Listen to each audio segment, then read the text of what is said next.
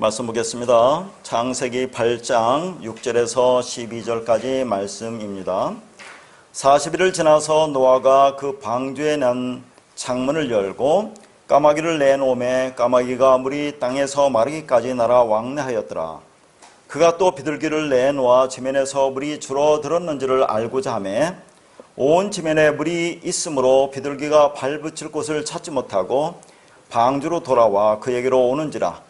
그가 손을 내밀어 방주한 자기에게로 받아들이고 또 7일을 기다려 다시 비둘기를 방주에서 내놓음에 저녁 때에 비둘기가 그에게로 돌아왔는데 그 입에 감람나무 새 잎사귀가 있는지라. 이에 노아가 땅에 물이 줄어든 줄을 알았으며 또 7일을 기다려 비둘기를 내놓음에 다시는 그에게로 돌아오지 아니하였더라. 지난 시간에 이어서 본문 말씀 가지고 까마귀, 오레브와 비둘기 용언하라는 제목으로 말씀을 나누겠습니다. 자, 지난 시간에는 노아의 홍수 이후에 온 땅에 덮여있는 물이 줄어들었는지 여부를 확인하기 위해서 까마귀와 비둘기를 내보낸다는 그런 말씀 중에서 까마귀에 대해서만 우리가 살펴보았습니다. 그런데 이것이 여러분 지난 시간도 들었겠지만 문자적인 의미가 아니라고 했죠. 왜 그러냐면 그 6절에 보면 창문을 열었다고 나오고 13절에 보면 노아가 방주의 뚜껑을 제쳤다고 그랬어요. 그리고 또 그 많은 새 중에서, 왜냐하면 방주에 각종 종류의 새들이 다 들어갔다고 했잖아요. 왜 그 많은 새 중에서 하필이면 까마귀와 비둘기를 내보내느냐 하는 겁니다. 그러니까 이것도 문자적인 말씀이 아니라 이 안에 깊은 복음을 담고 있는 말씀인 것이죠. 그래서 지난 시간에는 까마귀가 무엇인지, 무엇을 의미하는지에 대해서 우리가 살펴봤습니다. 까마귀가 뭐라고 했죠? 오레브라고 했습니다. 이 오레브라고 하는 것은 창세기 1장 5절에 보면 저녁이 되고 아침이 되니에서 저녁, 요 저녁이 에레브거든요. 오레브와 에레브는 같은 말입니다. 왜냐하면 이 두 단어가 다 아랍어라는 단어에서 왔어요. 저녁이 되다, 어두워지다, 빛을 잃다라는 아랍어에서 왔기 때문에 오레브나 에레브나 같은 의미의 단어입니다. 그러면 까마귀 오레브는 어떤 뜻이에요? 저녁이죠. 밤이죠. 어둠이라는 그런 말입니다. 그리고 이 오레브가 덥다는 뜻도 있어요. 덮은 거 어둡겠죠. 그리고 또 까마귀가 어떤 뜻도 있다고 했습니까? 혼합하다, 섞다라는 얘기죠. 혼합하고 섞은 것은 뭐겠습니까? 율법이죠. 비진리죠. 그러니까 이렇게 보면 이 까마귀 오레브라고 하는 것은 저녁, 어둠, 밤, 율법을 얘기하는 거죠. 그래서 특별히 이 복음서에서 마태복음에서는 공중의 새라고 했는데 이것을 누가복음에서는 까마귀라고 그렇게 표현해요. 그러니까 까마귀나 공중의 새는 같은 말이죠. 그럼 공중의 새가 뭡니까? 보이는 성전을 얘기한다 그 말이죠. 그리고 레위기 11장에서는 이 까마귀를 가정하다, 부정하다고 그러죠. 그러니까 보이는 성전, 율법으로 보면 부정한 겁니다. 그러니까 까마귀 오레브라고 하는 것은 한마디로 해서 율법을 상징하는 거다. 그렇게 얘기했어요.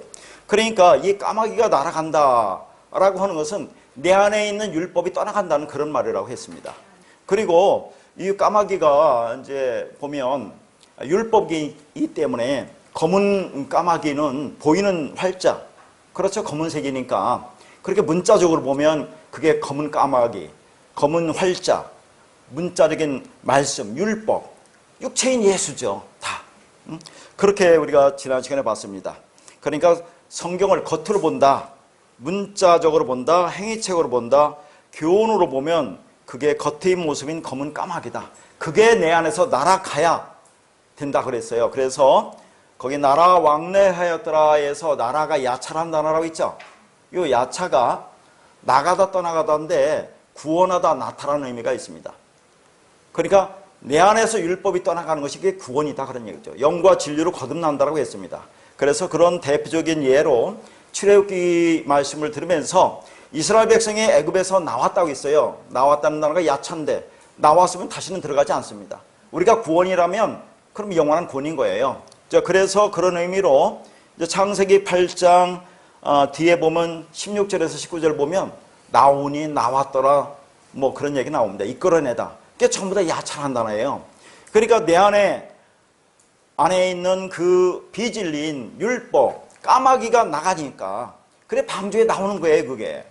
그게 구원이다 하는 겁니다. 그 야차라는 것을 그렇게 표현하고 있는 거죠. 그러니까 까마귀가 날아 왕래하였다고 하는 것은 이리저리 날아다녔다는 말이 아니라 내 안에 어두움인 처음 하늘과 처음 땅, 우리가 처음으로 들었던 율법으로 똘똘 뭉쳐있던 말씀들이 내 안에서 나갔다는 그런 말이에요. 어떻게 해서 나갔습니까? 창문이 열어졌죠. 하나님의 계시가 나에게 임했습니다. 예수 그리스도라는 빛이 나에게 임했으니까, 그래서 그 진리 말씀을 우리가 깨달으니까 그러면 율법적인 그런 사고나 율법의 속성이 내 안에서 떠나갔다, 그런 얘기를 하는 것입니다. 그러니까 까마귀는 물이 줄어들었는지를 확인하기 위한 것과는 아무 상관이 없는 겁니다. 다시 말해서 홍수 속에서 살리심을 받은 방주 성전인 우리가 홍수 이전 것은 지나가고 이제는 새하늘과 새 땅이 되었기 때문에 그 새하늘과 새 땅과 함께 할 수 없는 처음 하늘과 처음 땅으로서의 까마귀, 어둠, 밤, 율법이 떠났다는 것을 말하고 있는 것이다 라고 했습니다. 자, 오늘 7절을 다시 한번 볼게요. 7절을 보니까 까마귀를 내놓으니까 땅 위에서 물이 마르기까지 왕래했다고 있죠. 여기서 이제 내놓다라는 말이 그냥 내놓다라는 그런 문자적인 뜻도 있어요. 이게 이제 샬라우라는 단어인데 이혼하다, 쫓아버리다 그런 말입니다. 다시 말해서 내 안에 있는 율법을 내가 쫓아버려야 돼요. 내 안에 율법이 나와 이혼한다는 그런 의미입니다. 그리고 이제 마르다라는 단어가 야벳이라는 단어인데 참 이런 단어는 상당히 의미가 있어요. 이 야벳이라는 단어는 그냥 물이 마른다는 의미가 아니에요. 부끄럽다, 수치스럽다, 실망되다, 그런 뜻입니다. 그러면 제가 물이 마른다고 할 때 그 물은 어떤 물이라고 하세요? 겉의 말, 율법이라고 했죠? 그러니까 말씀을 율법으로 알고 내가 붙들고 있는 것이 그게 뭐라고요? 그게 부끄러운 거야.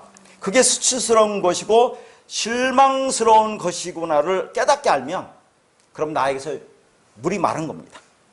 다시 말해서 물이 나에게서 마른다고 하는 것은 이 말씀이 그 말씀이 아니었구나, 겉의 말인 율법이 진리가 아니었구나를 하고 깨달아지면 그러면 그게 물이 마른 거다 하는 얘기죠. 그렇게 그 비진리 물이 마르면 그리스도라고 하는 진리가 봉우리가 내 머리가 된다 하는 겁니다. 그러니까 성경은 뭐예요? 성경 6권은 전부 다 말씀에 관한 내용이에요. 그러니까 우리가 이 말씀을 내 안에서 어떻게 받아들이느냐, 내 안에 어떤 말로 자리 잡고 있느냐의 싸움이에요. 자, 그리고 이제 나라 왕래하였더라 해서 그 날다가 야차라고 있는데 이 왕래하였더라는 단어를 잘 보면 이 왕래하였더라가 왕도 야차예요. 레가 슈브람 단어입니다. 그러니까 왕래하였더라, 나라 왕래하였더라가 어떻게 돼요? 야차 슈브의 원어는 그렇게만 딱 되어 있어요. 그러니까 야차, 나가고 돌아오고 뭐 그렇다는 얘기예요. 그게 무슨 의미겠습니까? 언제까지 그렇다는 얘기예요? 물이 마르기까지 그렇다는 얘기예요. 나갔다 들어왔다는 의미가 뭐라고 생각합니까?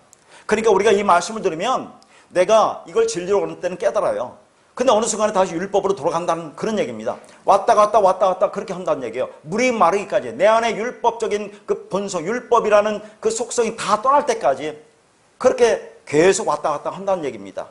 그럼 언제 떠난다고 했어요? 창문이 열리면, 하나님 계시가 임하면, 예수 그리스도라는 진리 빛이 나에게 임하면 이제는 그것이 완전히 떠난다 하는 그런 의미를 가지고 있는 것입니다. 그러니까 이 까마귀는 지금 율법으로 자기 행위를 계속하고 있는 거예요. 왔다 갔다 하면서. 그걸 언제까지 한다고요? 물이 마르기까지 그렇게 합니다. 그러니까 물이 마르는 것과 까마귀가 더 이상 움직이지 않는 것은 같은 의미예요. 물이 마르니까 까마귀가 움직이지 않으니까 그게 떠났다 그 말입니다. 그러니까 나사로 얘기해서 나사로가 무덤에 들어갈 때 손발이 묶이잖아요. 왜 손발이 묶인다고 했어요? 행위를 못하게 하는 겁니다. 그게 죽은 거예요. 그러면 그걸 깨달아 그러면 풀어놓아 다니게 해라. 그게 자유입니다. 그러니까 이 까마귀도 율법도 물이 다 마른다는 것은 꼼짝 못하는 겁니다. 더 이상 움직이지 않는 거, 행위를 하지 않는 거. 그럼 내 안에서 영혼이 떠났다고 얘기를 하는 것입니다. 자, 그러니까 말라야 하는 물은 율법이죠. 까마귀가 율법입니다. 그러니까 물이 마르면 그 까마귀도 더 이상 움직이지 못하는 겁니다. 그래서 내 안에 비진리의 물이 마르면 율법인 까마귀가 나에게서 나가고 다시는 돌아오지 않는다는 것을 말하고 있습니다.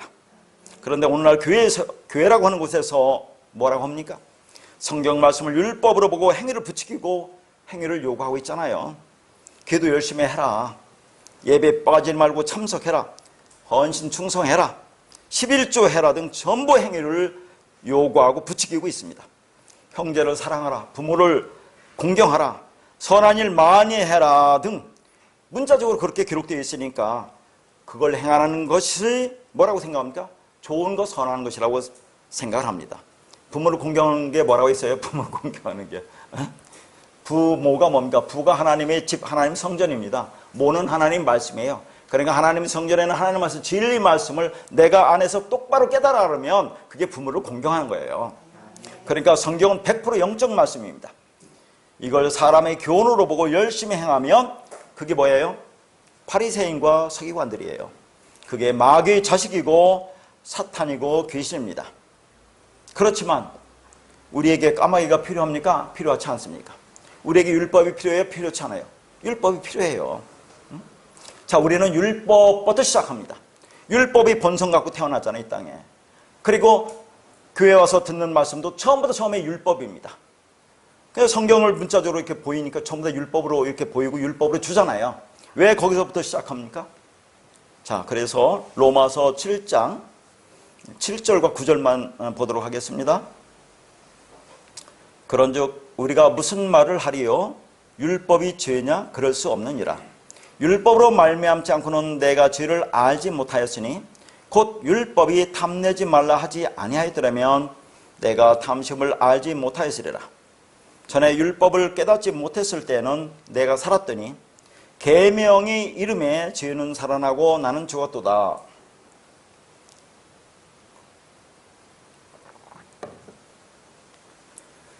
자, 여기 보니까 율법이 죄냐? 그렇지 않다고 하잖아요. 율법이 나쁜 거냐? 아니라고 하잖아요. 자, 율법을 통해 준 건 뭡니까? 죄를 깨달으라고 줬다 그 말이죠. 그러니까 율법을 통해서 죄를 깨달으면 율법과 진리는 같은 거예요. 율법은 하나님의 속성을 가진 겁니다. 그러니까 그 죄가 되는 것이 아니라 그런 얘기죠. 그런데 여기서 이제 뭐라고 하냐면, 자, 율법이 탐내지 말라 하지 아니하였더라면 내가 탐심을 알지 못하였으리라 그래요. 무슨 말 같아요? 율법이 탐내지 말라 그렇게 하지 아니하였더라면 내가 탐심을 알지 못한다고 그렇게 얘기하거든요, 사도 바울이. 그러면 내가 탐내면 그게 뭐란 얘기예요? 그게 죄란 얘기잖아요. 내가 탐내면 죄다. 그러면 탐낸다는 게 뭡니까, 여러분? 탐내는 거, 에피뚜미야. 두 마음을 가지고 모든 것을 다 둘러보는 거죠. 성경도 하라 하지 말로 되어 있잖아요. 문자적으로 되어 있죠. 그것을 문자적으로 보고 하라 하지 말라로 열심히 행해서 나의 의의를 챙기는 거, 그게 탐심이다 그런 얘기죠. 자, 그렇게 행하는 것, 그게 뭐예요? 그게 죄라 그 말이에요. 그게 죄.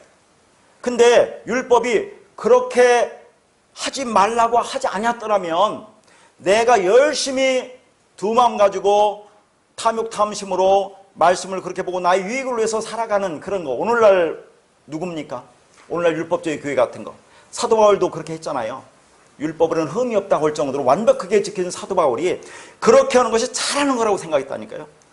그게 뭐예요? 자기가 살았다고, 그렇게 열심히 행하는 것이 잘하는 것이라고 했으니까 자기가 살았다고 생각한다 그 말이죠. 근데 율법을 보니까 그렇게 하는 것이 탐심인데, 그렇게 하는 것이 뭐라고 한다고 하는 겁니까? 율법에서는 그게 죄라고 한다 그 말이에요. 죄라고. 그러니까 율법에서 탐심이라고 하는 것을 하지 말라고 하지 않았다면 자기가 열심히 행했던 그 모든 것들이 잘하는 것이라고 생각했을 것이다. 그런 얘기를 하는 겁니다. 지금. 자, 그러니까 살인하지 말라 그랬으니까 살인하지 하면 안 되겠네. 안 하면 되겠네. 그런 얘기잖아요. 간음하지 말라 그랬으니까 간음하지 않으면 되겠네. 그게 뭐라고 하는 겁니까? 율법을 깨닫지 못한 거예요. 그게 율법을 깨닫지 못한 거. 그러니까 재물 많은 청년이 뭐라고 합니까? 선생님이여, 내가 무슨 선한 일을 하여야 영생을 얻으리까 그렇게 말하잖아요. 그러니까 선한 일이라는 것을 문자적으로 보고 열심히 행하면 그러면 내가 영생을 얻을 수 있지 않겠느냐? 어떤 것을 행해야 영생을 얻을 수 있겠느냐? 그렇게 문자를 보고 열심히 행하는 거. 그게 율법을 깨닫지 못한 거예요. 그게 율법을 깨닫지 못한 거. 응? 자, 그 자들이 뭡니까? 서기관들과 바리새인들 아닙니까? 자, 그것을 말씀을 문자로 그대로 알고 있는 것이 그것을 껍데기를 보는 거. 그걸 보고 열심히 행하는 거. 그게 탐욕이고 탐심이에요. 그게 죄란 얘기죠. 그게 우상숭배라는 얘기죠. 그게 성경에 그렇게 하지 말라고 하지 않았더라면 자기는 그게 잘하는 거라고 생각했을 거다. 그런 얘기를 하는 겁니다. 그러니까 전에 율법을 깨닫지 못했을 때는 내가 살았다니 그렇게 말하잖아요.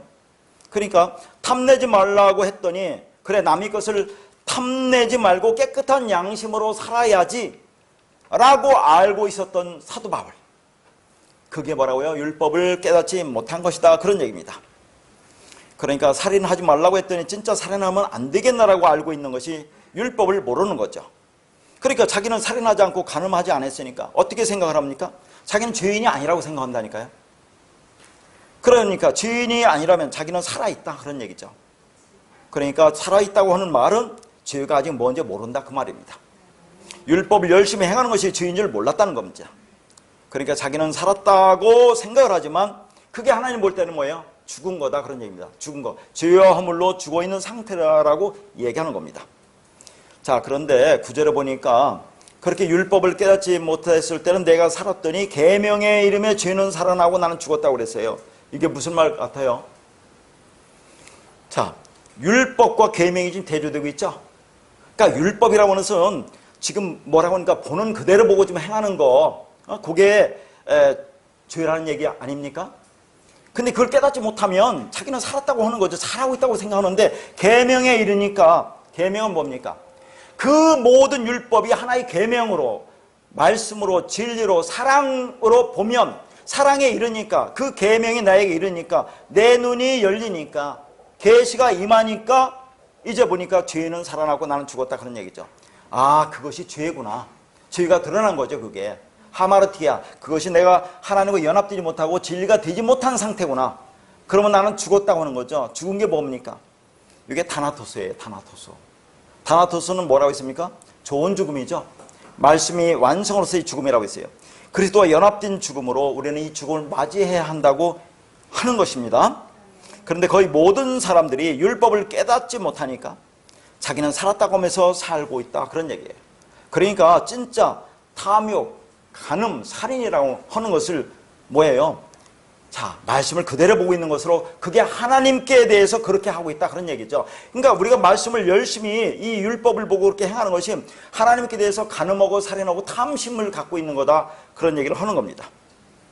그래서 주님이 진리빛을 확 비추어서 우리 실체를 보여주기 전에는 깨닫지 못하고 기고만장해서 사는 겁니다. 그래서 나는 항상 의인이라고 생각을 하고 있는 거예요. 그렇게 아라라트가 뭐라고 했어요? 저주받은 뱀이라고 있죠.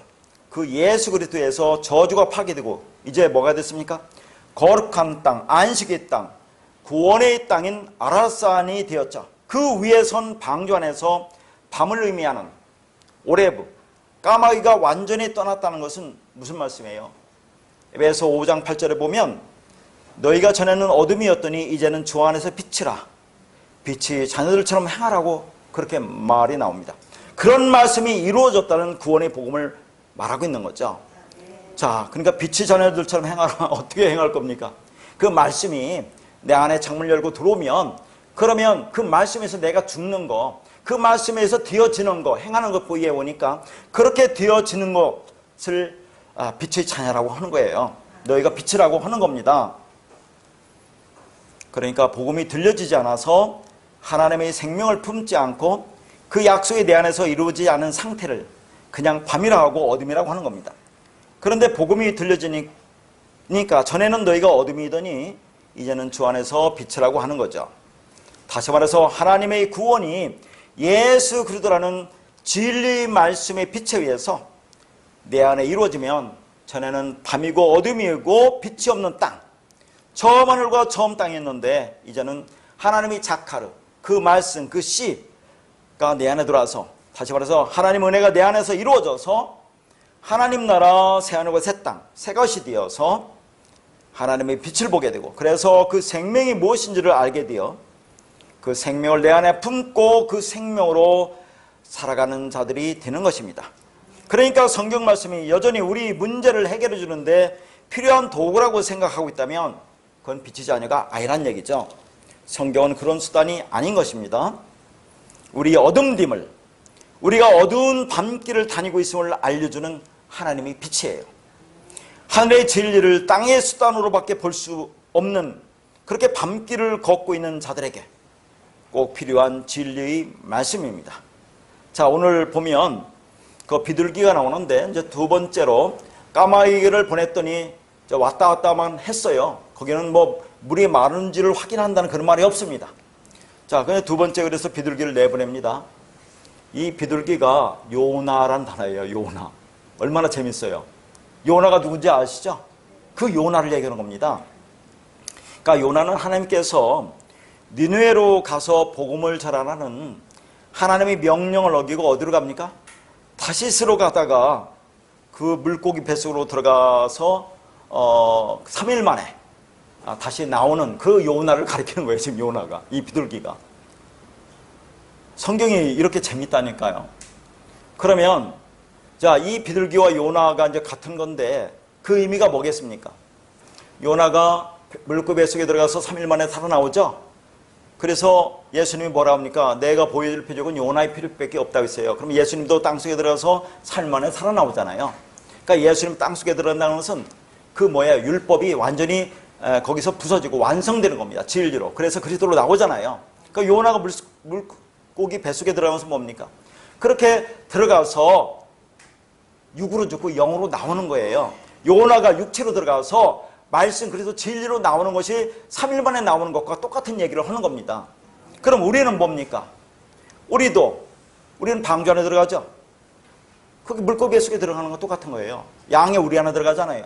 그게 성전에 들어가는 거죠. 예수 그리스도 안에 들어가는 거죠. 그러면 예수 그리스도 안에 들어가면 우리가 그 안에서 죽어야 되는 겁니다. 그 말씀으로 죽는 거죠. 죽으면 그리스도로 진리로 우리가 부활하는 것을 얘기하는 것과 똑같은 얘기예요. 그러면 한번 생각해 봅시다. 자, 여기는 이제 비둘기가 3번 나와요. 재미나잖아요, 비둘기가.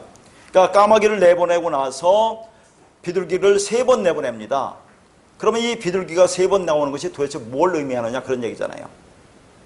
그러니까 지금 첫 번째 비둘기, 첫 번째 요나는 육으로 온 예수를 가리키는 거예요. 그게 들어가서 죽는 겁니다. 그러면 두 번째 요나가 영어로 그래서 진리로 나오는 거잖아요. 그게 감람나무 새 잎사귀를 물고 오는 겁니다. 감람나무나 새 잎사귀는 똑같은 말이에요. 나중에 이제 뒤에 쭉 나오는데 그 진리의 말씀입니다. 그러니까 예수가 죽고 영으로 진리로 그리스도로 나오는 것이 감람나무 새 잎사귀를 물고 오는 거예요. 그래서 그 두 번째 비둘기가 3번째로 나가는 겁니다. 그러니까 두 번째, 세 번째는 같은 거예요. 그러면 영원히 떠난 겁니다. 어디로 떠날 거예요? 떠날 것 같아요, 여러분. 뒤에 또 하나 오는 거죠. 우리한테 오는 거예요, 그게 이제. 자, 그런 말씀을 하고 있는 겁니다. 그러니까, 자, 첫 번째 요나가 들어가서 죽고 두 번째 요나로 나오는 거잖아요. 첫 번째 비둘기가 죽고 두 번째 비둘기로 나오는 거. 그래, 두 번째 비둘기와 세 번째 비둘기는 같은 의미입니다. 그게 영으로 와서 영원히 어디로 떠나냐면 교회에게 오는 거예요. 뭐라고 합니까? 다 이루었다 하고 머리를 숙이고 영원히 떠나가시느라 그 말과 똑같은 거예요. 자, 그러니까 요나가 들어갔다 나오는 것은 육으로 죽고 영으로 나오는 겁니다. 그 사건을 통해서 예수로 죽고 그리스도로 부활해서 나오는 복음을 설명하고 있는 것입니다. 그래서 예수님이 보여줄 표적은 요나의 표적밖에 없다고 했어요. 그러니까 예수님이 요나의 표적밖에 보여줄 표적이 없다고 하는 것은 주님이 이 땅에 와서 행한 모든 기적이 뭐라고 하는 얘기예요? 다 요나의 표적이었다, 그런 얘기예요. 그것밖에 없다. 그런데 우리가 하나님의 계시형을 받지 못하면 예수님이 행한 병 고치고 귀신을 내쫓는 그런 현상만 붙들게 되는 것입니다. 그래서 그런 눈에 보이는 병을 고치고 죽게 하는 것에만 열을 올리고 있는 거예요. 예수님은 그런 표적들을 통해서 복음을, 진리를 설명하고 계신데 그 안에 담긴 진리를 보지 못하고 껍데기만 붙들고 있다 하는 얘기입니다. 이게 뭐나 똑같아요. 자, 이정표를 보면 이정표가 어디로 가라고 가리키고 있잖아요. 그러면 이정표가 가리키고 있는 그 방향을 찾아가야 되는데 오늘날 이 현상이 뭡니까? 이정표만 붙들고 있다, 그런 얘기를 하는 겁니다. 그러니까 그 병을 고치고 귀신을 내쫓는 것을 통해서 하나님이 말씀하시고자 하는 그 진리를 알지 못하고, 그걸 알아야 되는데 알지 못하고 표지판만 붙들고 있는 형상이 오늘날 이 땅의 교회들이 하는 일이다 하는 것입니다. 자, 그런데 이제 요나가 비둘기라고 했어요. 그러면 이 비둘기에 대해서 복음서에서 말하는 부분을 한번 보도록 할게요. 자, 마태복음 10장 16절입니다. 보라, 내가 너희를 보냄이 양을 이리 가운데 보낸 것 같도다. 그러므로 너희는 뱀같이 지혜롭고 비둘기같이 순결하라 그랬어요. 자, 뱀같이 지혜롭고 비둘기같이 순결한 것은 누구를 가리키는 겁니까? 한마디로 예수 그리스도를 가리키는 거예요. 자, 그런데 요 지혜롭다는 단어가 프로니모스라는 단어인데 이것이 히브리어로 아룸이라는 단어입니다. 이거 언제 제가 말씀드렸죠? 창세기 3장 1절에 보면 뱀이 간교하다라고 나와요. 간교하다. 그 단어가 아룸이라는 그런 단어입니다. 그러니까 창세기 3장 1절에 요 뱀을 간교하다라고 번역했단 말이죠. 요 단어 아룸이라는 단어를. 그렇기 때문에 우리는 이 뱀을 어떻게 생각합니까? 우리가 이 뱀을 생각하는 것은 이게 마귀 사탄이라고 우리가 좀 그렇게 설정하고, 그런 마귀 사탄이, 그런 악한 존재가 여자를 하와를 유혹해서 선악과를 따먹었다고 그렇게 해석을 하잖아요. 근데 이 아름이라는 단어는 간교하다, 교활하다는 단어 뜻보다도 지혜롭다, 슬기롭다, 영리하다, 영리한 이런 의미로 많이 쓰인다 그 말이죠. 이게 그러니까 아름을 간교하다라고 번역한 것은 왜 그렇게 번역했어요? 번역한 사람이 하와를, 여자를 그렇게 미혹한 그 뱀을 마귀 사탄이라고 설정하고, 그렇게 미혹한 뱀을 어떻게 선한 존재로 표현할 수 있겠느냐라고 그렇게 생각하고, 이 아름이라는 단어가 지혜롭다도 있고 간교하다라고 있는데 이 번역하는 사람이 지혜롭다라고 할 수 없고 간교하다라고 번역했다 그런 얘기입니다. 이게 그러니까 이런 겁니다. 우리 육신의 생각인 율법적 사고에서 벗어난 사람은 슬기롭고 지혜로운 자라고 하는 것이고, 여전히 이 율법적 이원론에서 벗어나지 못하고 율법적 선악구조에 있는 사람을 교활하고 간교한 자라고 할 수 있어요. 그러니까 뱀은 지혜로운 예수님을 상징하기도 하고 율법적 사고를 가진 교활한 인간을 가리키는 것이기도 하다 그 말입니다. 그러니까 여기서 뱀은 예수 그리스도를 가리키는 거예요. 그러니까 지혜로우신 뱀이신 예수님이 교활한 뱀으로 살고 있는 나를 공격해서 나의 머리를 자르는 것으로 구원을 이루신다 그런 얘기입니다. 이것이 출애굽기 7장에 보면 하나님의 뱀이, 모세의 뱀이 애굽의 뱀을 삼키는 모습으로 나타나잖아요. 자, 그렇게 삼켜서 죽이는 겁니다. 죽이는 것이 너희가 사는 거야. 그렇게 얘기를 하는 거고, 또 이게 민수기에서는 뭐라고 얘기하죠? 민수기 21장 8절에 보면 하나님이 모세에게 말하잖아요. 자, 불뱀을 장대에 매달라라. 그러면 물린 자마다 그걸 보면 살리라 그렇게 나오고, 또 다음 대절에는 노뱀을 만들어 장대에 달라고 그러잖아요. 거기서 불뱀이라고 하는 단어가 샤라프라는 단어입니다. 이 샤라프라는 단어는, 불뱀이라는 단어는 뭐냐면 불태우다 그런 얘기입니다. 불사르는 거. 그러면 샤라프가 뭘 가리킨다고 했어요? 예수 그리스도를 가리키는 거예요. 왜냐하면 하나님의 말씀은 소멸하는 불이라고 하잖아요. 태우는 거라고 하잖아요. 그렇게 우리를 태워서 죽이는 겁니다. 내 안에 육신의 생각, 율법적 구조를 태워 죽이는 거예요. 그게 불뱀이 나를 무는 겁니다. 자, 뱀이 나를 삼키는 거예요. 그래서 불뱀을 매달아서 장대에 매다는 것을 보면 산다는 것은 너도 저렇게 물려서 죽어야 된다는 것을 깨달으면 그게 산다는 것을 말하고 있는 거예요. 지금 여기서. 자, 그리고 두 번째로 이제 순결하라라는 단어가 나오는데, 자, 이게 재미납니다. 이 순결하라는 단어는 아케일라이오스라는 단어예요. 이 단어는 아라는 부정접두어와 케란님이라는 단어의 합성어입니다. 케란님이라는 단어는 섞다 혼합하다 이 뜻이에요. 그러니까 아가 붙었으니까 섞지 않은 거, 혼합하지 않은 거, 그게 순결한 거죠. 그게 비둘기예요. 자, 그러면 우리가 앞에서 배운 거 어떻게, 뭐가 나오죠? 까마귀가 혼합하다 섞다라고 있잖아요. 혼합하다 섞다라는 까마귀가 율법인데 비둘기는 섞지 않은 거라는 얘기, 원문에도 섞지 않은 거, 혼합하지 않은 거, 그건 진리죠. 비둘기는 그러니까 내가 까마귀라는 것을 깨달으면 이렇게 비둘기가 되는 거예요. 자, 그것을 말하고 있는 겁니다. 그러니까 순결하라고 하는 것은 섞지 않은 것, 혼합하지 않은 진리를 말하는 겁니다. 그러면 이것을 또 뭐라고 볼 수 있어요? 술 취하지 말라라는 단어가 있죠. 술 취하지 말라. 자, 술 취하는 것이 혼합복음을 얘기하는 거잖아요. 율법과 진리를 섞은 것. 그러니까 순결하라는 말은 까마귀 율법이 완전히 나가고 진리로 되어 있는 상태를 말하는 겁니다. 그러면 그게 비둘기예요. 그걸 우리가 얘기할 수 있는 것은 성령 충만이라고도 볼 수 있어요. 그러니까 성령 충만이라고 하는 것은 기도를 많이 해가지고 무슨 뭐 어떤 역사가 일어난다든가 뭐 그런 현상을 성령 충만이라고 하는 게 아니에요. 성령 충만이라고 하는 것은 내 안에는 비질린 율법, 행위라는 율법이 완전히 제거되고 순수한 언약, 약속, 그리스도, 진리, 생명으로 되어 있는 것이 성령 충만인 것입니다. 그러니까 여기서 비둘기도 예수 그리스도를 상징하는 거죠. 그러면 뱀처럼 지혜롭고 비둘기같이 순결하라는 말은, 자, 이것이 예수님을 가리키는 건데 이건 뭐라는 얘기입니까? 말씀을 전하려면, 자, 복음을 전하려면 그리스도로 전하라 그 말입니다. 진리로 전하라는 그런 얘기를 하고 있는 거예요. 그러니까 지금 여기서 이제 우리가 까마귀를 보고 지금 비둘기를 보는데 까마귀와 비둘기는 정반대라는 걸 알 수 있죠. 율법과 진리를 보여주는 겁니다. 그러니까 까마귀가 나갔다는 것, 내 안에서 율법이, 비진리가 완전히 나갔다는 것을 다시 한번 세 마리의 비둘기, 세 번 나오는 비둘기를 통해서 다시 한번 복음을 전하고 있는 거예요.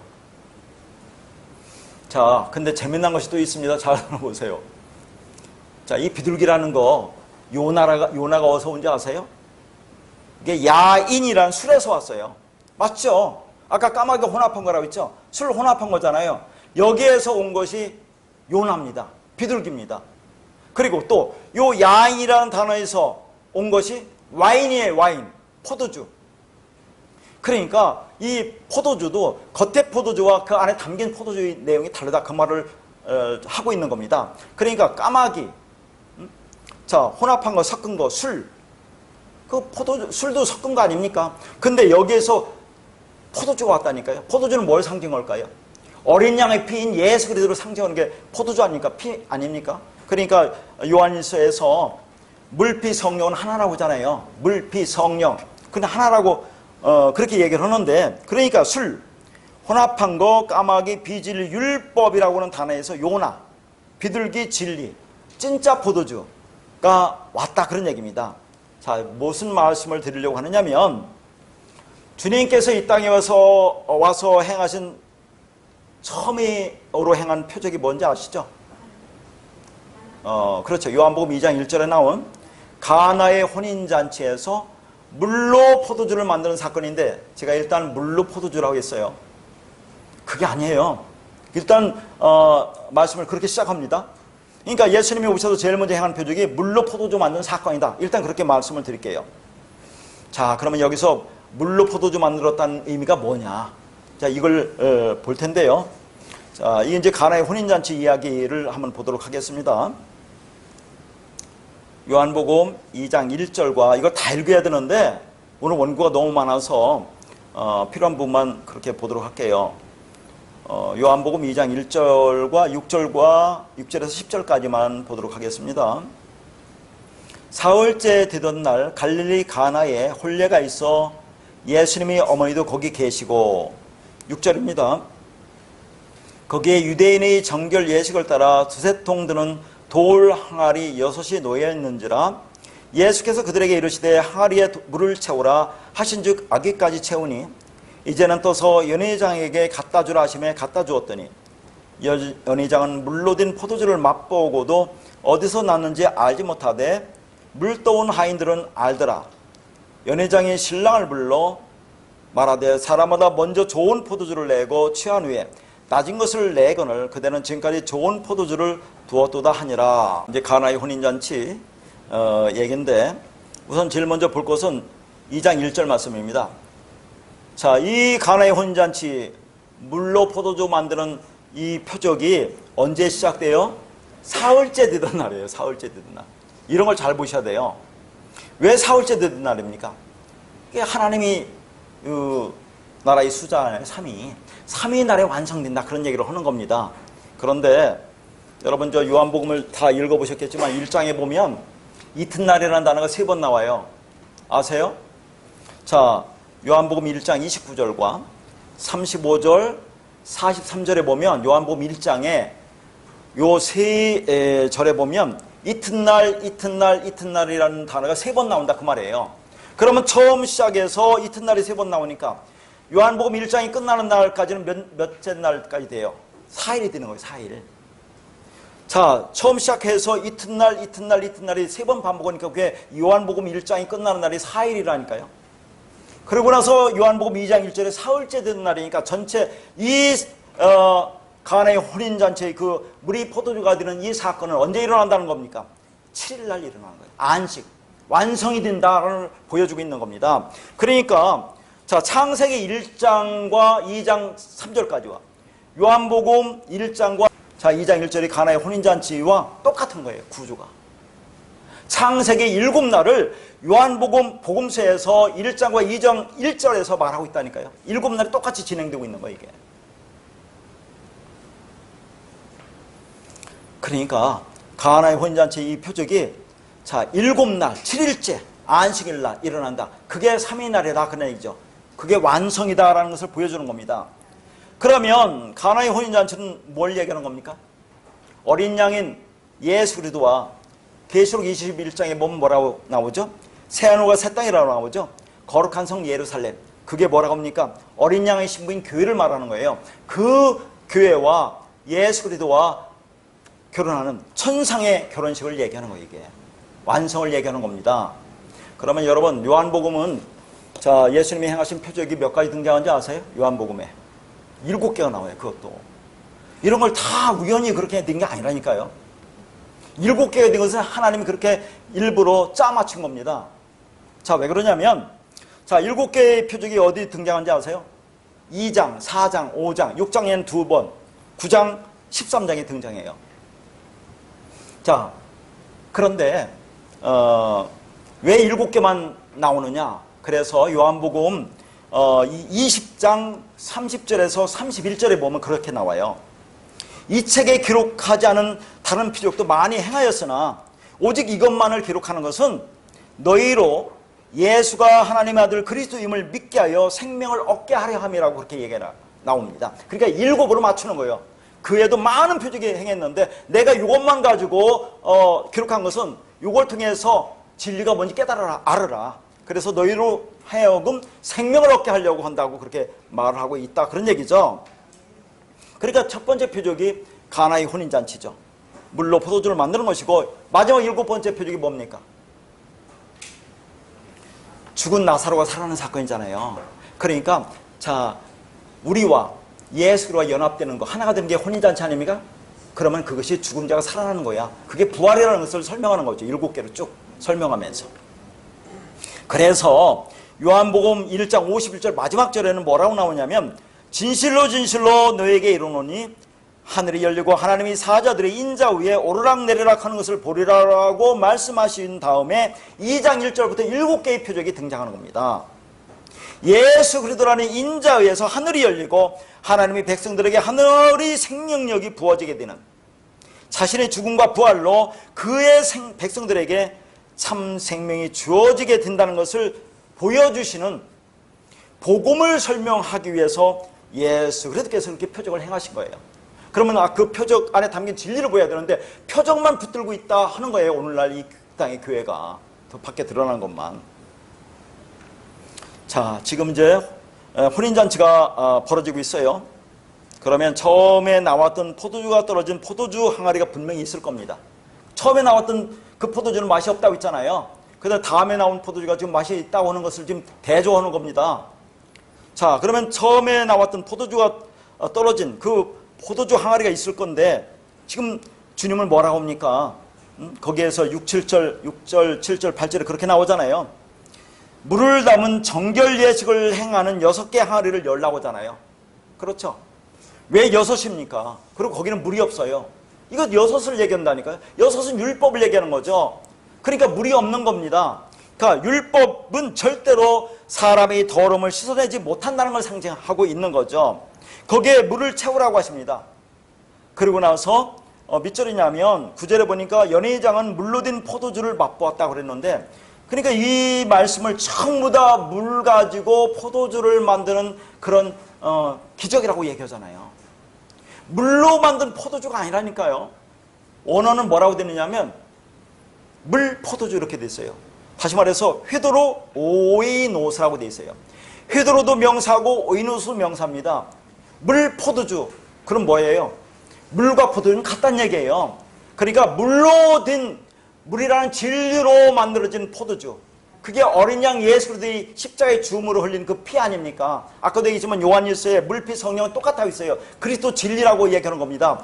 그렇게 예수 그리스도는 진리 물에 의해서 만들어진 포도주, 그 물포도주라고 하는 거예요. 그게 물로 만들어진 게 아닙니다. 그러니까 처음에 나왔던 포도주라는 것은, 자, 정결 예식에 들어있는 6개의 항아리에 들어있던 그 희생제물이 그 포도주, 그 율법이 포도주를 얘기하는 것이고, 이제는 예수 그리스도의 십자가의 죽음이라는 그 피에 의해서 만들어지는 그 진리라는 물에 의해서 만들어진 진짜 포도주, 진짜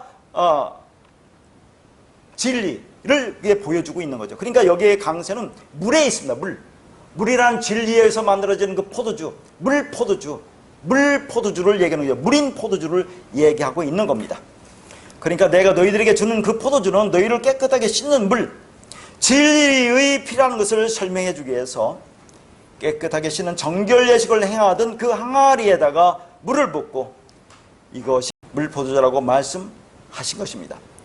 포도주는 어린 양의 피를 상징하니까 그건 물, 진리로서 너희를 깨끗하게 씻어주는 것이라고 하는 거예요. 자, 그런데 여기가 항아리가 6개 있다고 했죠. 6동에 있었던 그 물, 비어있다고 했지만 그건 상징으로 뭘 상징한다고? 율법을 얘기하는 겁니다. 율법. 그 율법이 물이 뭘로 변해요? 물포도주로 변하는 거예요. 진리로 변하는 겁니다. 그러니까 우리는 이 땅에서 전부 다 술로 태어나요. 야인으로 태어나요.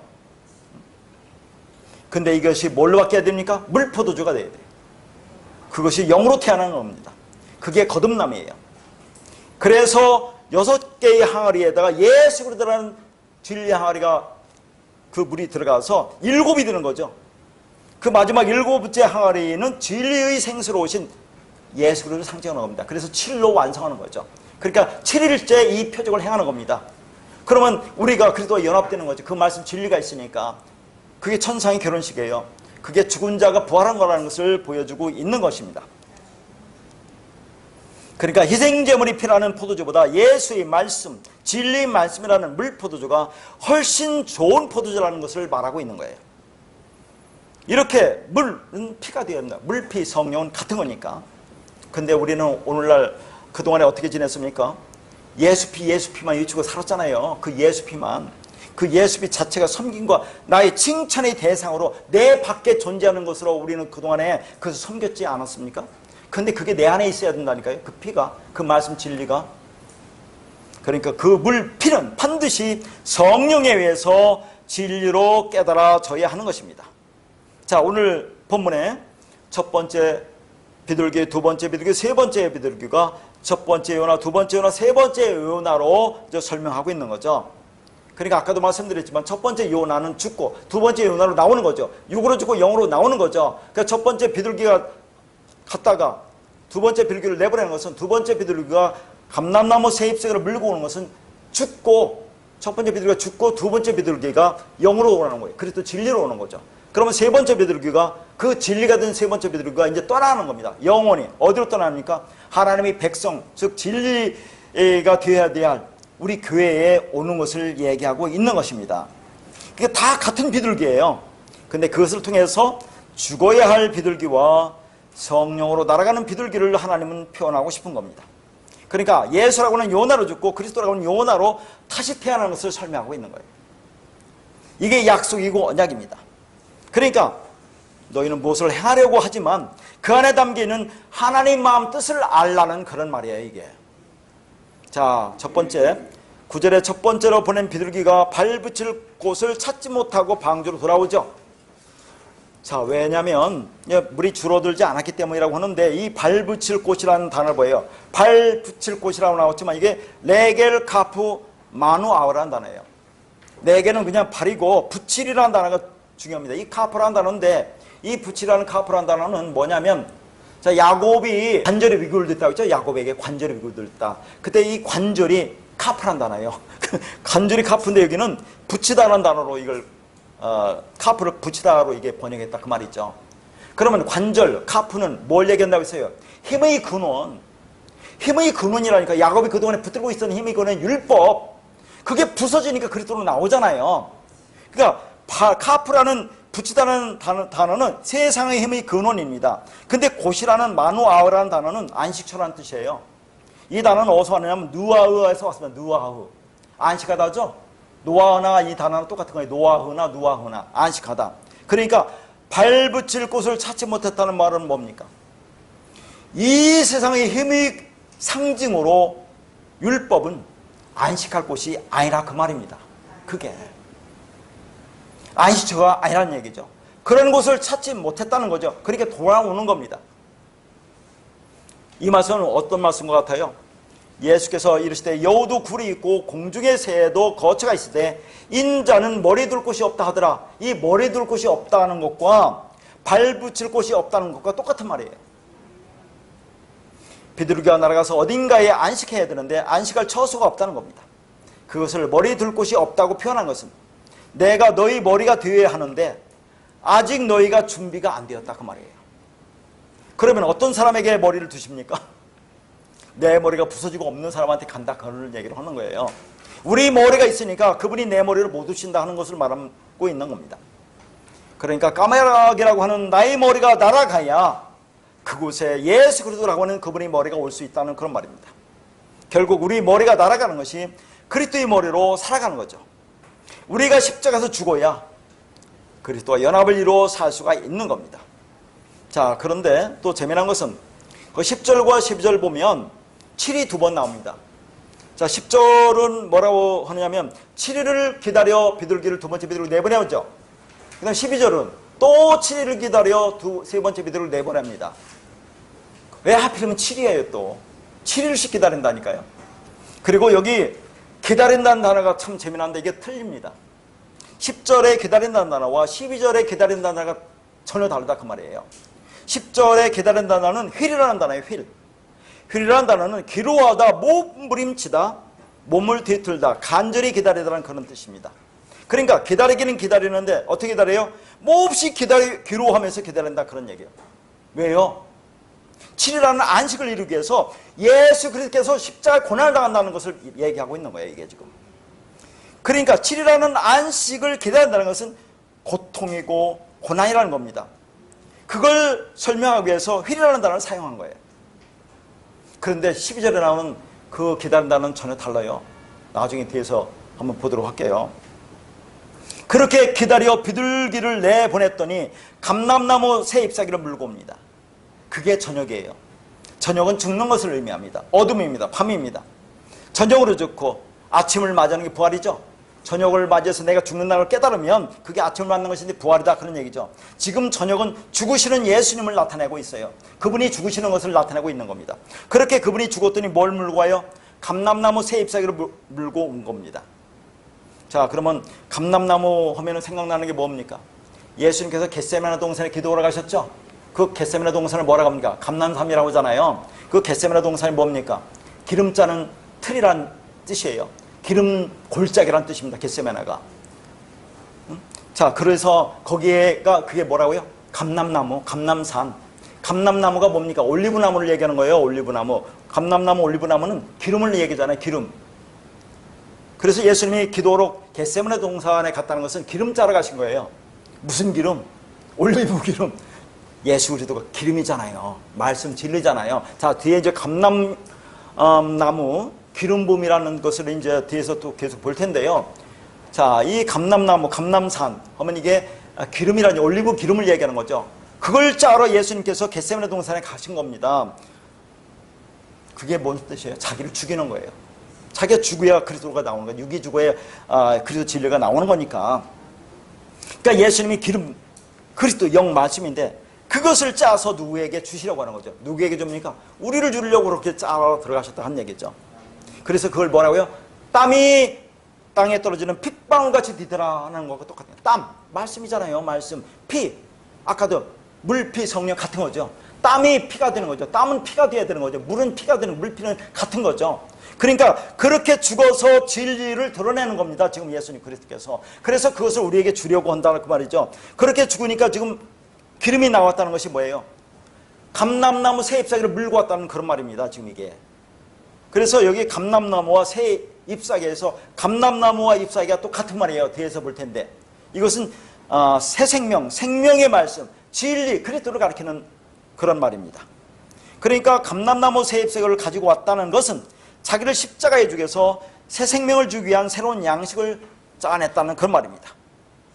여기서 새 잎사귀에서 새라는 단어가 뭐 새롭다는 그런 의미가 아니에요. 자, 이것은 먹을 수 있는 생명을 담고 있는 그런 뜻이에요.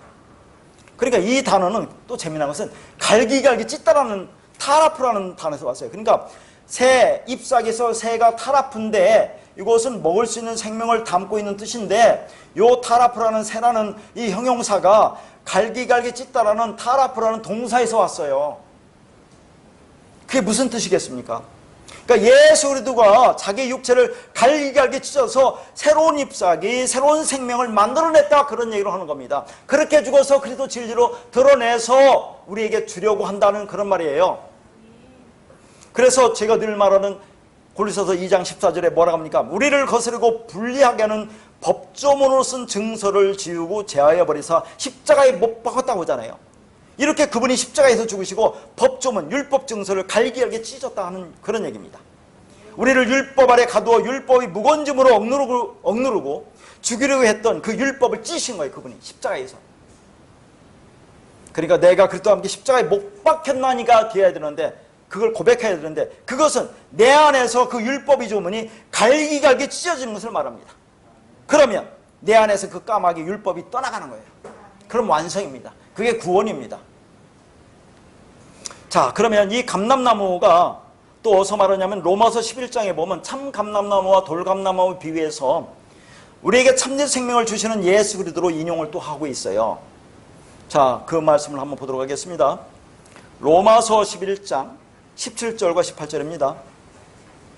또한 가지 얼마가 꺾였는데 돌감람나무인 네가 그들 중에 접붙임이 되어 참 감람나무의 뿌리 진액을 함께 받은 자가 되었은즉 그 가지들을 향하여 자랑하지 말라. 자랑할지라도 네가 뿌리를 보존하는 것이 아니요 뿌리가 너를 보존하는 것이니라. 자, 여기서 감람나무는 기름이라고 있죠. 그런데 이게 돌기름과 참기름이 있어요. 돌기름은, 돌감나무는 우리를 얘기하는 거, 우리 율법들은 우리를 얘기하는 것이고 참감람나무는 진리인 예수 그리스도를 상징하는 거예요, 이게. 그런데 자, 여기 이제 접붙이는 그 말씀 가지고 좀 사도 바울이 복음을 증거하는데 나무에 접붙이는 그 원리는 어떻게 됩니까? 나무에 접붙일 때는 원래의 나무의 속성을 따릅니까? 가지 속성을 따릅니까? 접붙이면 가지 속성을 따라요.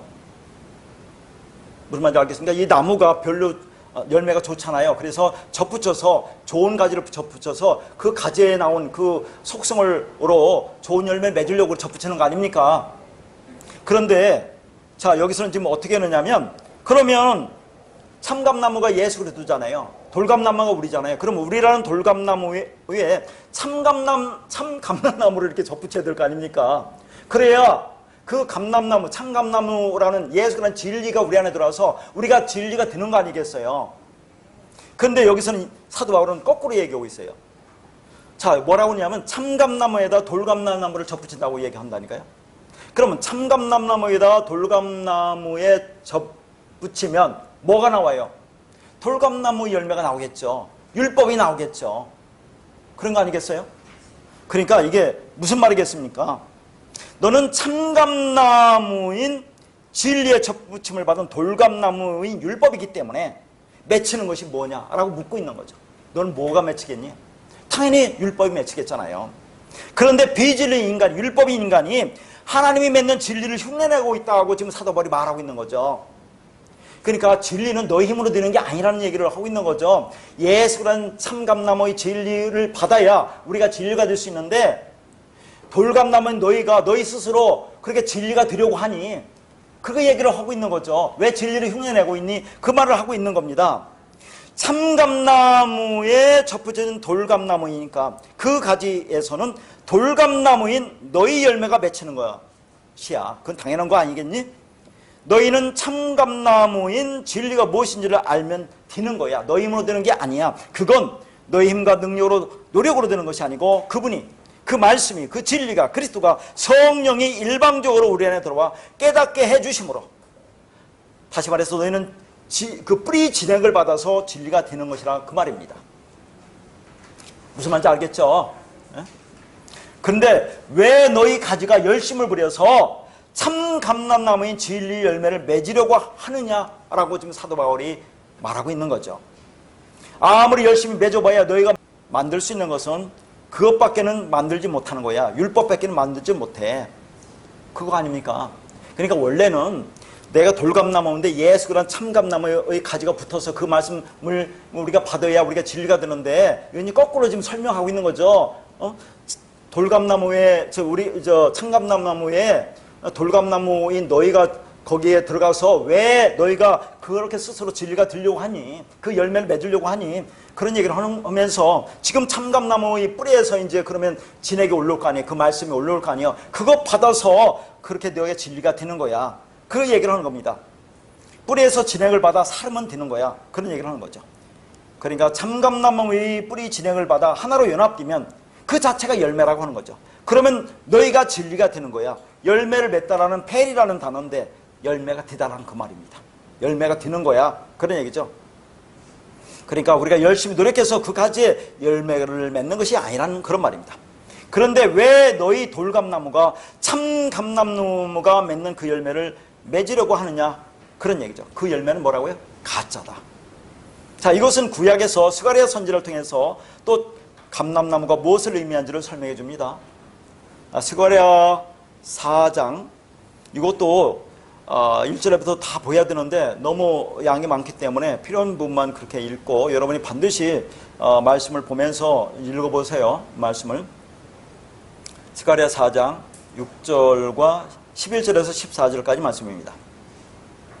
그가 내게 대답하여 이르되 여호와께서 스룹바벨에게 하신 말씀이 이러하니라. 만군의 여호와께서 말씀하시되 이는 힘으로 되지 아니하며 능력으로 되지 아니하고 오직 나의 영으로 되느니라. 11절입니다. 내가 그에게 물어 이르되 등잔대 좌우에 두 감람나무는 무슨 뜻이니까 하고 다시 그에게 물어 이르되 기름을 흘리는 두 금관 옆에 있는 이 감람나무 두 가지는 무슨 뜻이니까 하니 그가 내게 대답하여 이르되 네가 이것이 무엇인지 알지 못하느냐 하는지라. 내가 대답하되 내 주여 알지 못하나이다 하니 이르되 이는 기름 부음 받은 자 둘이니 온 세상의 주 앞에 서 있는 자니라 하더라. 자, 지금 앞부분 말씀을 우리가 안 읽어서 여러분이 잘 이해를 못할 텐데 지금 이 말씀은 뭡니까? 스가랴 선지자와 천사가 지금 대화를 나누고 있는 장면이에요. 그 앞부분에 보면 등잔대가 나옵니다. 등잔대, 등대, 촛대가 나와요. 7등잔이 있고 7대접, 7그릇이 있어요. 그리고 이제 그 양옆으로 두 그루의 감람나무가 있습니다. 그래서 그 감람나무에서 계속 기름이 흘러들어서 불이 꺼리지 않는다는 것을 이제 이렇게 말씀하고 있거든요. 자, 여기서 두 감람나무에서 둘은 누군지 아세요? 둘은 스가랴 선지자가 활동하던 당시 성전을 재건하고 있던 유대 총독 스룹바벨과 대제사장의 역할을 하고 있던 여호수아를 가리키고 있어요. 이들을 두 감람나무라고 하는데 이들을 뭐라 합니까? 기름 부음 받은 자라고 한다는 그 말이죠. 상징이에요. 대제사장 여호수아는 누구를 상징합니까? 예수 그리스도를 상징하는 거죠. 유대 총독 스룹바벨이라고 하는 것은 누구를 얘기하는가? 이 땅의 왕인 우리를 상징하는 거죠. 근데 이게 둘입니다. 잘 들으셔야 돼요. 둘.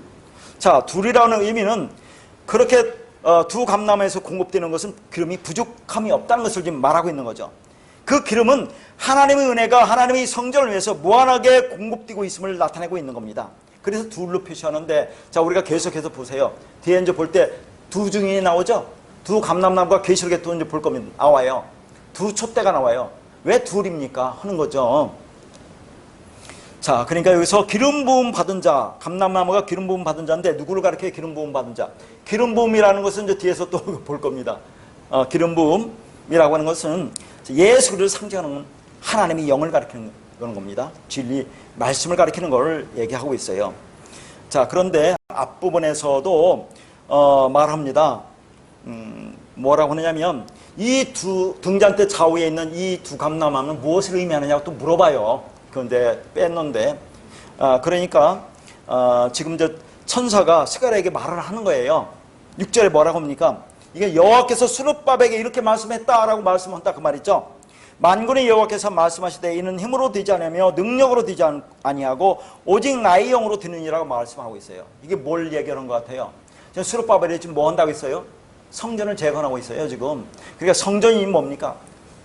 거룩한 성 예루살렘, 새하늘과 새 땅, 하나님의 신부, 교회인 우리를 얘기하는 거죠. 그런 성전은 너의 힘으로 되는 게 아니다, 그런 얘기를 지금 하고 있는 겁니다. 지금 여기서 성전이라고 하는 것은, 하나님의 교회라고 하는 것은, 새하늘과 새 땅, 거룩한 성 예루살렘이라고 하는 그 하나님 나라는 인간의 힘으로 성취되거나 완성되는 것이 아니라 오직 성령에 의해서 성취되고 완성되는 것임을 말씀하고 있는 거죠. 아까 감람나무 얘기와 똑같은 거죠. 여기 또 감람나무 나오잖아요. 감람나무 말씀, 기름, 진리에 의해서 그렇게 그 말씀이 들어오야 너희가 하나님의 성전이 되는 거야, 거룩한 성 예루살렘이 되는 거야 를 보여주고 있는 거예요. 똑같이. 그래서 계시록에 이제 그렇게 계속 나오지 않습니까? 그러니까 교회, 하나님이 백성, 하나님 나라는 인간들의 수고와 노력에 의해서 지어질 수 있는 것이 아니라 하나님의 은혜로만 지어진다는 것을 말하고 있는 것입니다. 그래서 계시록 11장에 두 감람나무가 또 나와요. 자, 계시록 11장 3절에서 4절과 8절만 보겠습니다. 이것도 다 보면 너무 많은 양이 되기 때문에 필요한 것만 보도록 할게요. 자, 내가 나의 두 증인에게 권세를 주리니 그들이 굵은 베옷을 입고 1260일을 예언하리라. 그들은 이 땅의 주 앞에 서 있는 두 감람나무와 두 촛대니. 8절입니다. 그들의 시체가 큰 성 길에 있으리니 그 성은 영적으로 하면 소돔이라고도 하고 애굽이라고도 하니 곧 그들이 주께서 십자가에 못 박힌 곳이라. 여기 보니까 두 증인이 나오고, 두 증인을 뭐라고요? 두 감람나무 두 촛대라고 하죠. 다 둘이 나와요. 왜 둘이 나옵니까? 그러니까 일반적으로 두 증인은 예수 그리스도를 증거하라고 세상에 보낸 하나님의 교회 성도를 말하는 겁니다. 자, 그런데 왜 두 증이냐 그런 얘기죠. 문자적으로 율법서에도 보면, 자, 증인으로 세울 때는 두세 증인으로 하라고 하잖아요. 그리고 복음서에도 주님께서 당신의 증인으로 세상에 파송되는 제자들을 둘씩 짝지내 보냅니다. 그렇죠? 그런데 그러면 우리가 복음 전할 때 다 둘씩 이렇게 짝져 다녀야 됩니까? 그런 말이 아닌 거예요. 두 증이라고 하는 것은 나와 내 안에 기름 부음 받잖아요. 우리가 기름 말씀이 들어오잖아요. 진리가 들어오면 그 말씀과 내가 하나가 된다는 것에서 두 증이라고 얘기하는 거예요. 그러니까 두 증이라고 하는 것은 두 사람이라는 문자적인 의미가 아니라 나와 내 안에 그리스도가 하나가 되어 나가 되는 거 아닙니까? 연합해서 하나가 되는 거. 그러니까 둘이 하나로 연합되면 그게 두 증인인 겁니다. 그래서 두 증이라고 하는 거예요. 그 두 증인인 성도가 진리를 증거한다는 얘기입니다. 그것을 두 감람나무와 두 촛대라고 얘기하는 거죠. 그러면 왜 두 촛대입니까? 또 계시록에 보면 일곱 촛대가 나오잖아요. 그럼 일곱 촛대 일곱 교회는 뭘 가리키는 겁니까? 이게 일곱 교회 일곱 촛대라는 것은 천상에 완료된 묵시 속의 하나님 나라 교회를 얘기하는 거예요. 그거 완성된 거. 그런데 두 촛대라고 하는 것은 이 역사 속에서 증인으로서의 복음을 전하는 교회를 이야기한 겁니다. 둘이라는 건 뭔지 알았죠? 그 말씀 진리가 드는 것을 두 증인, 두 촛대, 두 감람나무라고 하는 겁니다. 감람나무 말씀 기름 부음이 받은 것을 얘기하는 거예요. 그 자들이 뭐라고요? 1260일을 예언한다고 했죠. 1260일이 뭡니까? 42달, 한때 때 반때, 3년 반, 반일에 그게 교회가 역사 속에서 광야에서 양육받는 그 기간이죠. 그렇게 양육받는다는 것은 그 진리 말씀이 내 깨닫는 그 기간이에요. 그걸 예언한다고 표현하는 겁니다. 자, 그런 자들은 지금 어떻게 되느냐 하는 것을 좀 보여주고 있는 거예요. 그런 자들은 이 땅에서 광야교회에서 1260일 동안 그렇게 하나님의 말씀으로 양육받는 그들은 그 말씀으로 죽는다는 것을 지금 보여주고 있는 것이 8절을 얘기하는 겁니다. 그들은 어디서 죽어요? 큰 성 길거리. 자, 영적으로 하면 소돔이라고 하고 애굽이라고도 하고 주께서 십자가에 못 박힌 곳 예루살렘 골고다 언덕이라는, 예수님이 거기서 죽으셨죠. 이 율법이라는 세상에 맞아 죽으신 겁니다. 그렇게 너희들도 그 말씀이 들으면 그 말씀에 죽어야 된다는 걸 얘기하는 거죠. 이 말씀이. 그러면 그렇게 죽으면 내 안에 예수 그리스도라는 빛이 드러나는 거죠. 아까도 그랬죠. 빛의 자녀처럼 행하라는 그런 말입니다. 그 말씀으로 죽으면 네가 빛의 자녀가 되는 거야. 그게 세상에 드러나야 된다는 것을 말씀하고 있는 거예요. 그러니까 이 세상이 촛대로 세운 두 증인, 두 감람나무, 두 촛대, 뭡니까? 성령의 기름에 의해서 빛을 증거하는 자로 살게 되는 성도는 반드시 세상에서 죽는 것으로 드러나고 있다는 것을 말하고 있는 것입니다. 빛으로 오신 예수가 십자가에서 달리신 바로 그 예루살렘에서 죽는 거죠. 그걸 어디라고요? 큰 성은 어디를 얘기하는가? 바벨론을 얘기하는 거예요. 바벨론이 이 세상을 상징하는 겁니다. 그래서 그것을 소돔이라고 하고 애굽이라고도 하는 거죠. 그곳이 예수님이 십자가에 못 박힌 곳이라고 합니다. 그러니까 성도가 죽는 곳은 예수님이 십자가에 못 박힌 예루살렘, 골고다 언덕, 그 위에서 율법에서 죽어야 돼요. 그럼 골고다 언덕이 뭐라고 했습니까? 굴골레트. 그렇게 죽으면 하나님의 머리, 하나님 백성이 머릿수에 들어간다고 했잖아요. 그러니까 우리 안에 율법적 사후가 죽는 거예요. 그게 예수 그리스도와 함께 십자가에 죽는 것을 말합니다. 그런데 또한 그런 자들은 이 세상에서 죽는 거예요. 우리가 이 율법이라는 세상에 죽는 것을 얘기한다니까요. 여러분 이 말씀 전해보세요. 우습게 알고 조롱하고 핍박하고 다 떠납니다. 나는 나 혼자 남았어요. 여러분 몇 사람하고 아무도 없어요. 내 주위에. 그럼 외롭지 않아요. 왜? 말씀이 있기 때문에 외롭지 않습니다. 다 떠납니다. 자, 그래서 이 기름 부음이라는 거 있잖아요. 기름 부음. 이 기름 부음이라는 것이 자꾸 기름 부음은 자꾸 뭔지 이렇게 이제 나오는데, 요한일서 2장 27절 보세요. 우리도 기름 부음을 받는다니까요. 자, 요한일서 2장 27절 보겠습니다. 너희는 주께 받은 바 기름 부음이 너희 안에 거하나니 아무도 너희를 가르칠 필요가 없고 오직 그의 기름 부음이 모든 것을 너희에게 가르치며 또 참되고 거짓이 없으니 너희를 가르친 그대로 주 안에서 거하라. 자, 여기서 기름 부음이라는 단어가 아까 감람나무가 그게 기름 부음 받은 자라고 했죠. 그 예수 그리스도를 상징한다고 했죠. 근데 기름 부음이라는 단어가 크리스마입니다. 크리스마. 내 안에 기름 부음, 그 말씀 진리가 내 안에 들어오면 내가 기름 부음을 받았다고 하는데, 그 말씀이 뒤면 그러면 기름 부음 받은 자가 되는 거예요. 기름 부음 받은 자는 존재를 얘기해서 거기 뭐 그렇게 복잡한 말 써놨는데, 크리스마에 오미크론 시그마를 붙이면 크리스토스가 된다. 그러면 존재가 되는 거죠. 기름 부음 받은 자가 되는 거죠. 그걸 그리스도라고 하는 거죠. 예를 들어서 믿음이라는 것이 피스티스인데 여기다가 존재가 되면 피스토스가 되는 거예요. 믿음이 된 자가 되는 거죠. 이게 하나님을 얘기할 때 피스토스라고 얘기하는 겁니다. 믿음이 된 자. 우리도 그 말씀 들어서 내가 믿음이 되면 나도 피스토스가 된다니까요. 피스티스와 피스토스가 다른 겁니다. 그러니까 여기서 크리스마에다가 그 존재가 되면 크리스토스가 되는 거죠. 기름 부음 받은 자. 히브리어는 마시아우, 메시아라고 하는 거죠. 기름 부음 받은 자를 얘기하는 겁니다.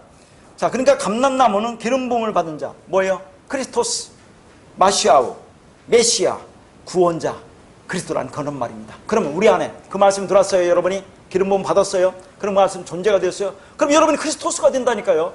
왜 주저합니까, 그걸? 그러니까 그리스도 연합됐다는 것은 하나가 됐다는 거예요, 하나. 하나면 나도 그런 존재가 되는 거죠. 예수 그리스도는 하나님이에요, 하나님. 그 하나님이 아니잖아요, 우리가. 어떻게 창조주입니까? 그러나 그 형성과 모양을 우리가 담고 있잖아요. 그 말씀 진리가. 그럼 그렇게 볼 수 있다는 걸 하는 겁니다. 여러 번 얘기잖아요.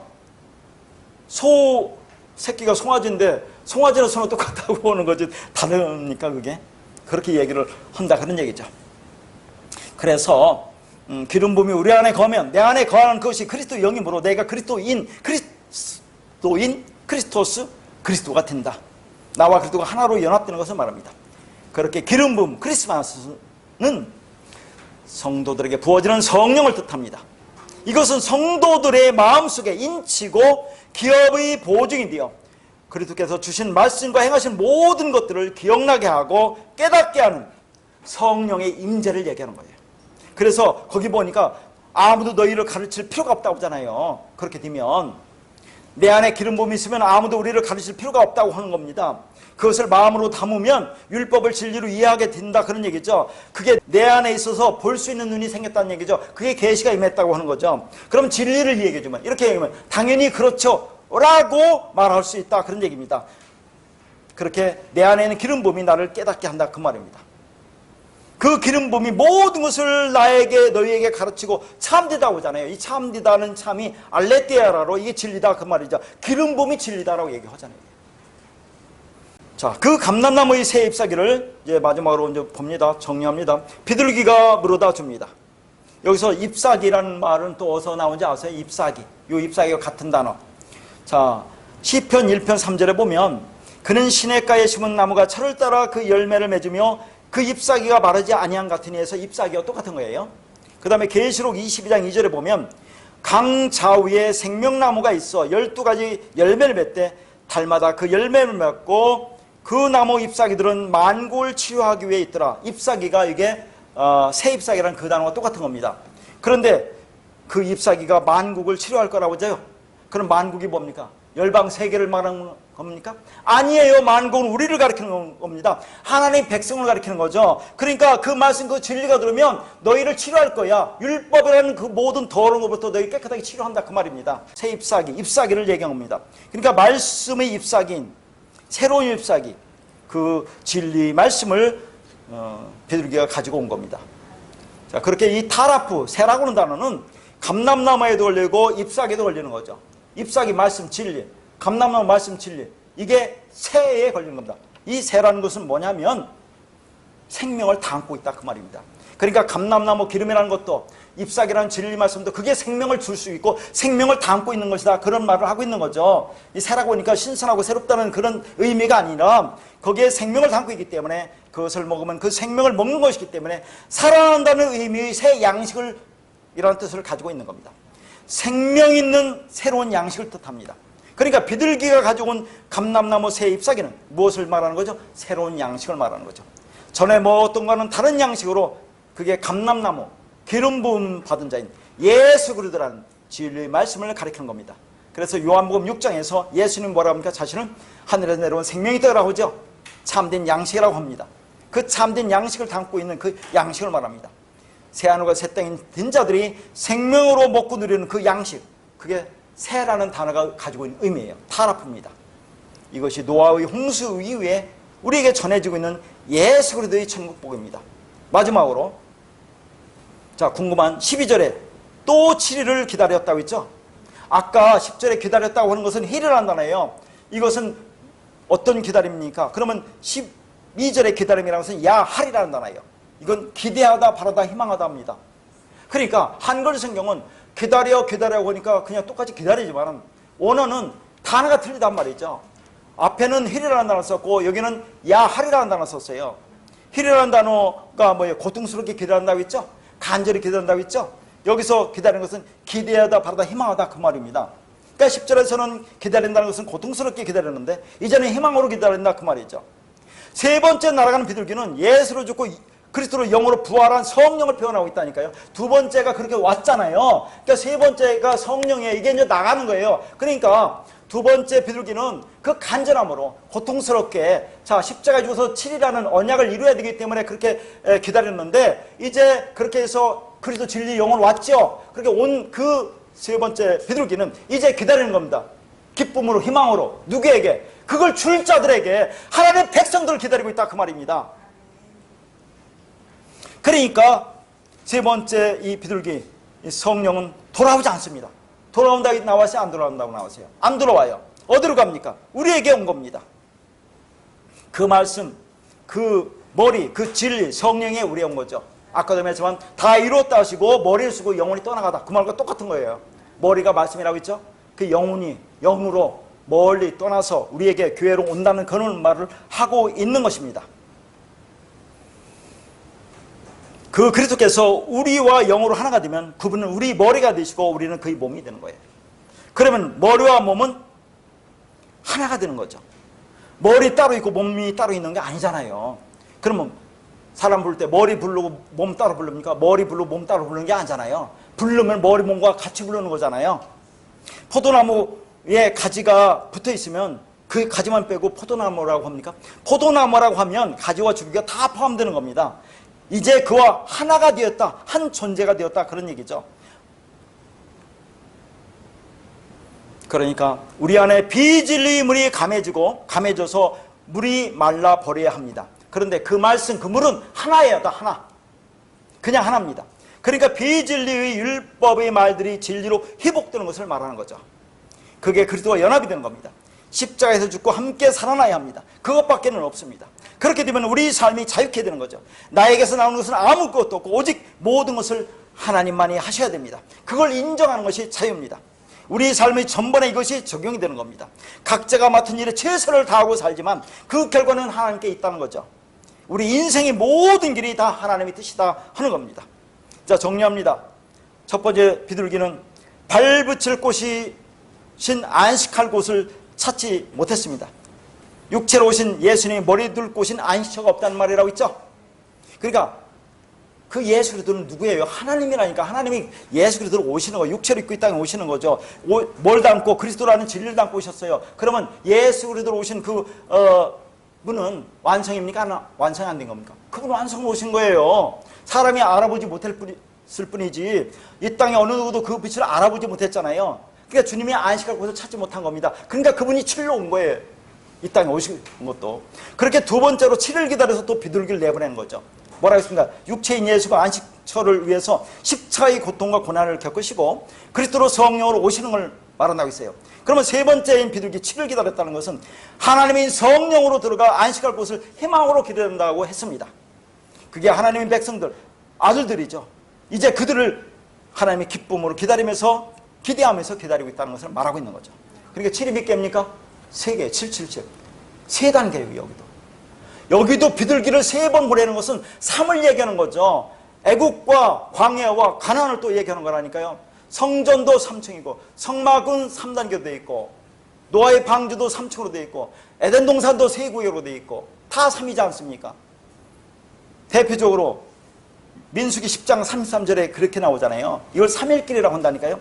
그들이 여호와의 산에서 떠나 3일길을 갈 때에 여호와의 언약궤가 3일길에 앞서가며 그들이 쉴 곳을 찾았고, 그러니까 이스라엘 백성과 언약궤가 하나님 말씀과 언약이 그 사이도 3일길이라는 얘기예요.